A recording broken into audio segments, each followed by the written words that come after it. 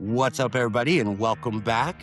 You already know we are Mutual Connections, hashtag connecting beyond the post. And today, I couldn't be more excited for this one. I'm sitting down with Mr. Heath Morgan, attorney, author, speaker, corporate counsel, empowering individuals, families, and organizations to responsibly harness the power of AI to use as tools for growth, connection, success, and sustainability. Heath represents fintech, financial services, healthcare companies, and specializes in CFPB and regulatory compliance oversight, vendor audits and management, data, cybersecurity, omnichannel communications, collections, litigation. He's doing it all. And outside of this, probably one of my favorite speakers and friends within my own industry, the accounts receivable management industry. He's just a wealth of knowledge on the evolution of AI. Heath, I couldn't be more excited to sit down with you today, man. Hey, Chris, thanks for having me. I appreciate the warm intro there. This should be a fun conversation today. I'm looking forward to it. Yeah, absolutely. And so I've got a real prize topic for us today. For anybody inside my network who doesn't know what Heath has been up to, he is about to release what I think is going to be a game changing book specifically around the world of AI. Let me give you a quick snapshot. So later this year, The Memory Project by Heath Morgan. It's a story about a young adult speculative thriller about future where AI curates and rewrites human history and memories, forcing characters to fight for truth and identity in a world where the past is no longer reliable. The novel explores themes of privacy, power, and the relationship between humanity and technology. And man, if you aren't just the absolute correct person to put together a novel like this, dude, let me start off. What kind of inspired you to write this book in the first place? Like, was there a moment in some of your AI research or the legal work that kind of sparked this idea? Yeah, great question. Actually, the idea kind of came with conversations with my son that were had about 6 years ago now during COVID, when we were kind of locked down. And we talked about the idea that when I die, 40, 50, 70 years, whenever that is, right? He's going to have a video audible chatbot of me to talk with the rest of his life. And it'd be this, this program that can live on long past my lifespan. My grandkids can chat with it. My great grandkids, descendants, I'll never meet, will be able to talk with this persona of myself moving forward. And, we had some fun conversations about it. We started talking about, do I get to curate this as the loving father who always gave the perfect advice?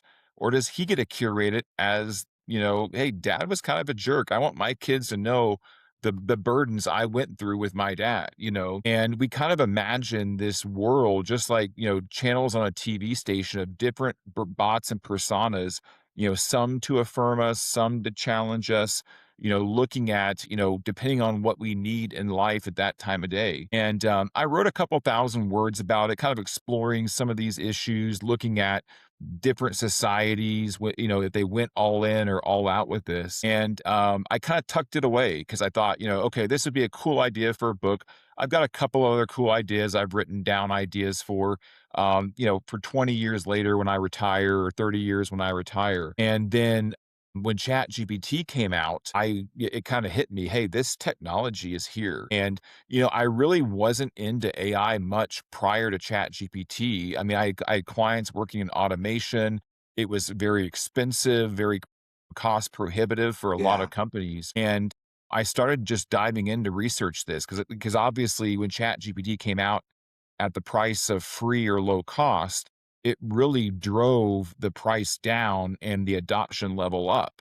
And then I started looking at my compliance hat on, the privacy concerns. What does this mean when we start outsourcing other cognitive tasks to AI? And I started speaking on AI and these topics. And I gave a keynote presentation in June of 22, I think it was, and I was the only keynote speaker there that didn't have a book. There was multiple keynote speakers, large conference, and it kind of hit me, okay, I could try to write a book and not have to quit my job, not have to quit what I'm doing, and just use it to kind of really explore the different ideas and different iterations of AI and future technology that we're not not no one's really talking about right now. I love that, man. I love that. So, and it goes back to why I said you're literally the perfect person to be able to put together a story like this because so much, I'm sure, like, I've already pre ordered the book. I can't wait for it to come out. So much of the storytelling is rooted, I'm sure, in what you're actually seeing with Yeah. respect to the evolution of where AI is right now and just kind of forecasting what that evolution is going to look like in a year like 2085. You know what I Yeah. mean? And so, kind of wanted to pick your brain on like how much in your writing process of the book is rooted in like current AI capabilities versus like pure imaginative, like, hey, this is what the future could potentially hold with some of this tech. Yeah. I mean, I'd say I've read a lot of books about what the capabilities of this technology is. And so a lot of it is rooted in that. And also, what it's also rooted in is how we're currently adopting technology. So I'd say, looking back, the last 20 years of social media, we can agree we haven't handled that well. And what the problem is we've taken a technology that was created to be a tool for connection and other benefits of humanity, and we become the raw material for it, where now algorithms dictate the content and they manipulate our emotions to get us to stay on longer and consume more ads. And I call the last 20 years the social media latchkey kid generation. And really, it's an idea that we didn't know what we were getting into when we adopted this technology. And we may have had concerns about privacy or what this means, but largely we just shrugged it off and went all in on this. And so, looking at, okay, now we've got more evasive and invasive technology with AI. What does it look like if we still shrug off any privacy concerns, any harms being done to humans, and just lean in and just adopt it in the name of convenience? Yeah.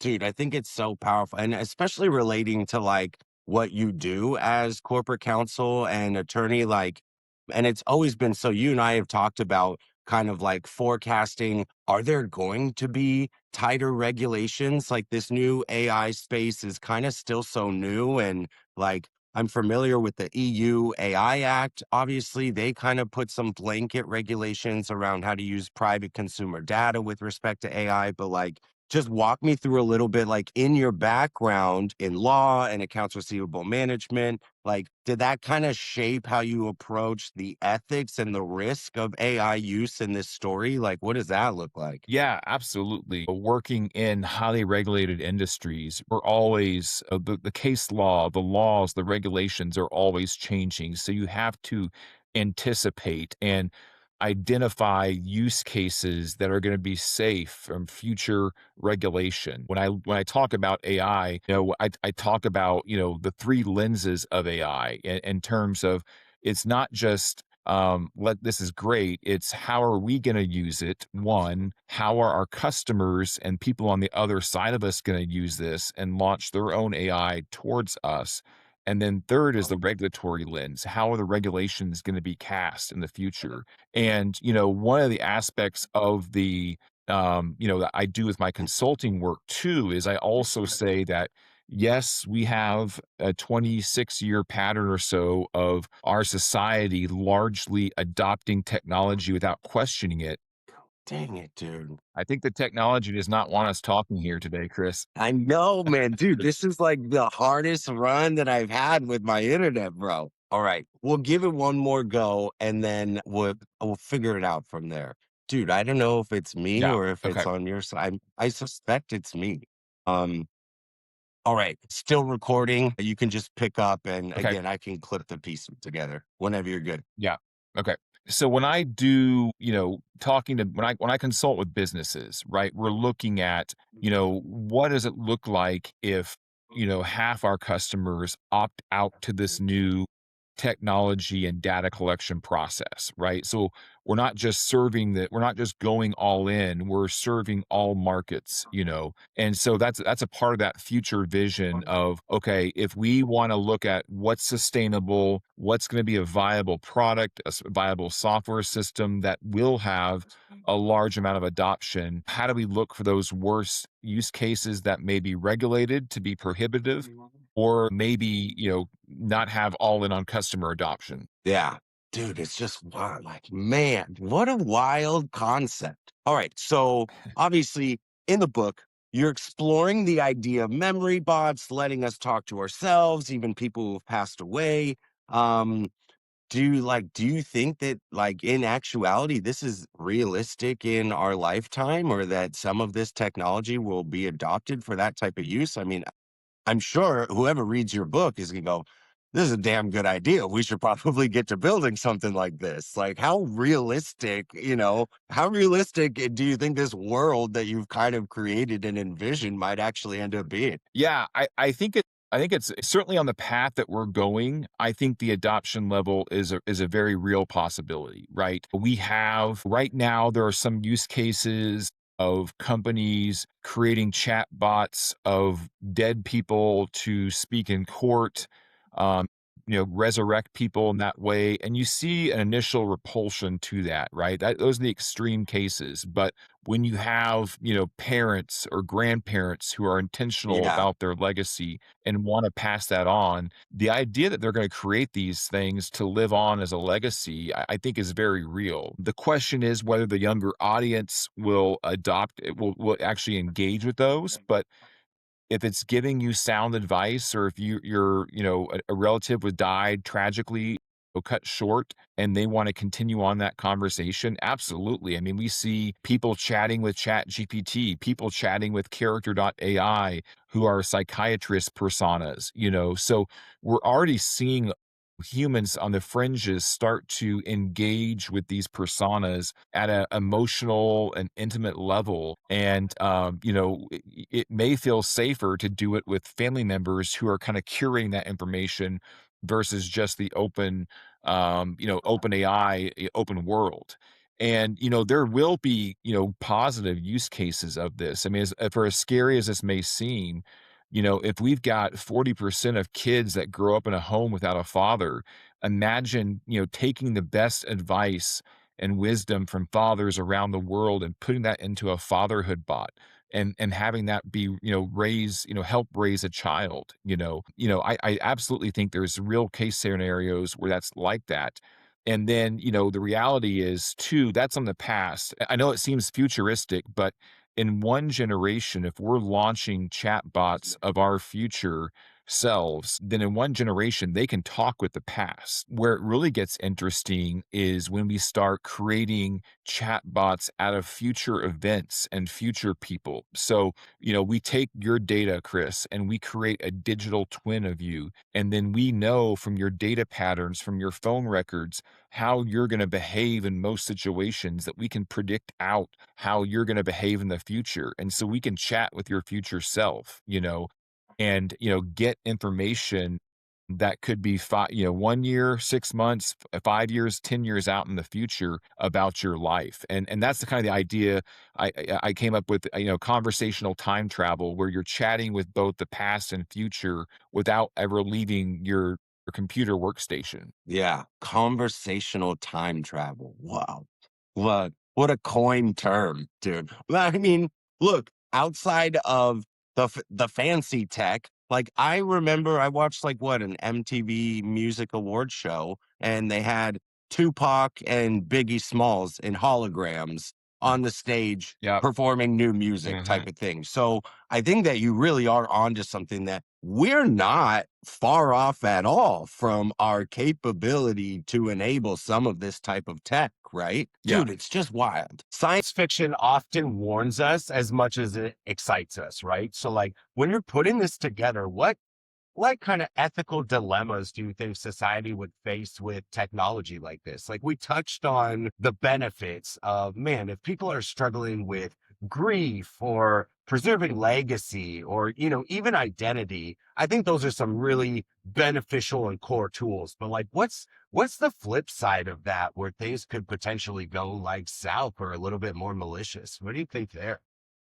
Yeah, well, I think for starters, right, it's the identity we assign to it, right? The importance that we assign this technology. And if we follow the path of social media and how we've adopted that, right, we could realistically have an AI latchkey kid generation where kids are raised on AI. And, there are powerful corporations and political parties that could recognize that and could curate their own bots to chat with. I speculate that, eventually both political parties are going to have their own LLM to kind of give responses that toe the party line, and that kind of indoctrination. But it can happen at a corporate level as well.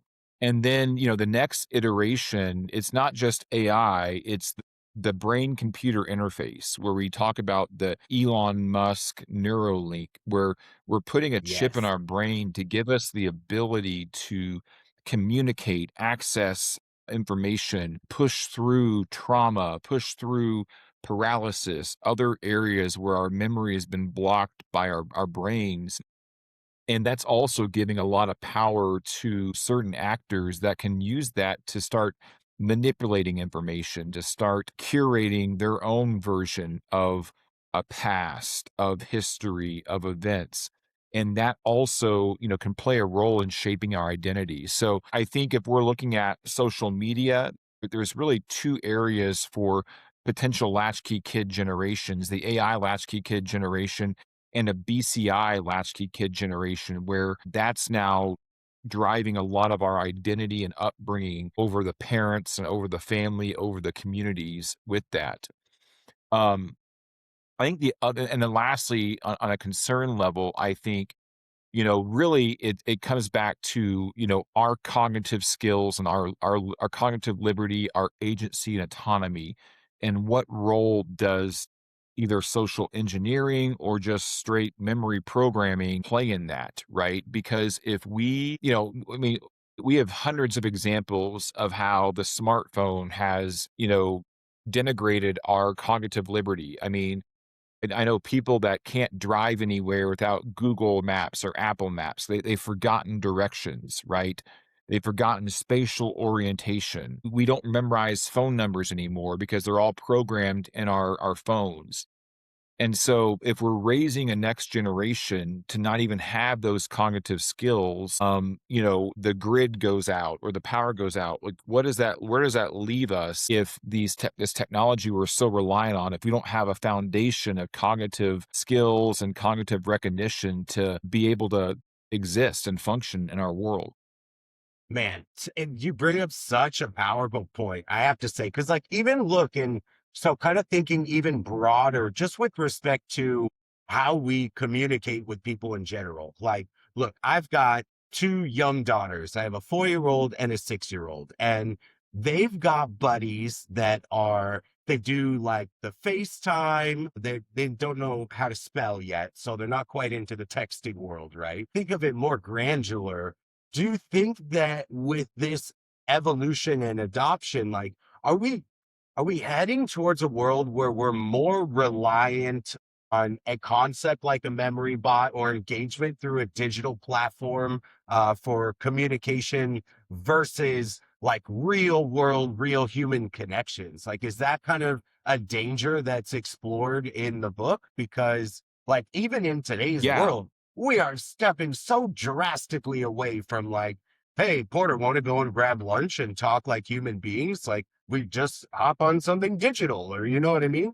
Yeah, yeah, and if you can communicate just through your brain chip to some other person, you don't have to have that face-to-face human interaction, the facial cues, the nuances of pauses and spaces, right? Yeah, I mean, there are in researching the ideas for this book, I mean, there are a lot of well-known, well-respected philosophers and authors that are calling this the post-humanism movement, where we actually are evolving as a species to, a post-human species where we now have different skills that are dependent on technology to communicate, to function, versus having that independence and autonomy without it.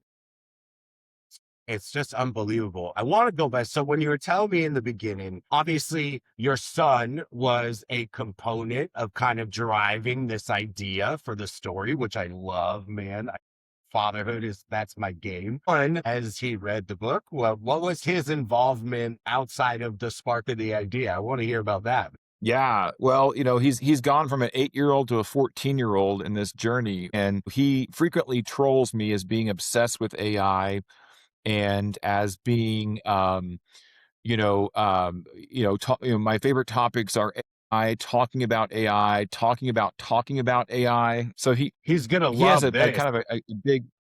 Yeah, I know, right? But yeah, I mean, he didn't read the book in the versions of it. He's going to read it when it's, in the final version of it, but he's listened to the audiobook and he's given me feedback. And he actually, one of the terms I use for currency in the future is called social credit. And he informed me that that's a meme and a negative connotation for someone kind of like brain rot. And so that I should remove that. So I changed some of the terminology because of his input and his 14-year-old mind. But absolutely. I mean, it's more important than ever that he's been aware of this because as parents, the answer isn't we're going to go all in on this. This is amazing, or we're going to go all out. Because if I go all out and just say no, no social media, no AI, he's going to go off to college in 4.5 years and not have any kind of guidance and instruction for hundred that, right? percent, man. 100%.